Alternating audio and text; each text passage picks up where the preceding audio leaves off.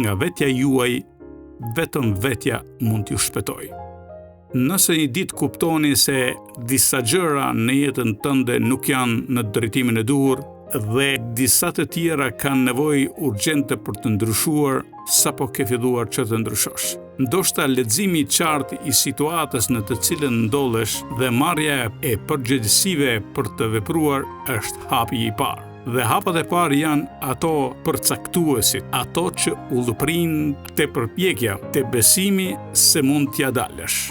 Jepeni fund të mbështeturi diku, së pranuari ndihmën e dikujt, se lejuari të jetës së dikujt që të drejton rrugën tënde, apo të bësh pjesë e një tufe, ti nënshtrohesh logjikës së të bërit të gjërave sepse kështu e bëjnë të gjithë. Të ecësh nëpër një rrugë që nuk të çon askund, i bindur se me patjetër në fundin e saj është një destinacion për ty. Vetëm kur të rrëzohesh dhe të duhet të ngrihesh vetë, ti do të mund ta kuptosh se askush nuk do të jetë aty të jap dorën.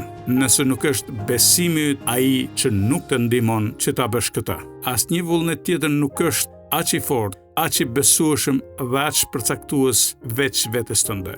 Nëse ju abuzoni me kohën që shpenzoni duke mos bërë asgjë, nuk përpiqeni që të vendosni veten në pozitat e marrjes së përgjegjësive për të përmbushur një detyrim, asnjë moszgjidhje problemi s'është problem. Pse u dashka që një ditë kur ju ta kuptoni se gjithçka në jetën tuaj është keq, ta akuzoni dikë tjetër, apo t'i kërkoni dikujt të vi të shpëtoj veten tuaj? A nuk do të ishte më mirë veprimi duhur të provoni vetë t'ja dilni? Sepse askush nuk do të mund t'ju nxjerrë nga ku vetja juaj ju ka hedhur. Edhe pse ai ose ajo mund të dëshiroj. Ndoshta nuk është rruga që keni bërë për të ikur nga vetja ajo që të kthen, por duke u përpjekur do të mund që ta kuptoni se është e njëjta, por me një ndryshim. Është një rrugë në një shtek të thapisur që të duhet të ngjitesh. Mundësia për të rënë më thellë dhe më keq është po kaq sa për të dalë. Nëse humni kohën për të kërkuar shkaktarët dhe arsyet që na gremisin vetëm se ja pamundsojmë vetes shanset për të shpëtuar veten.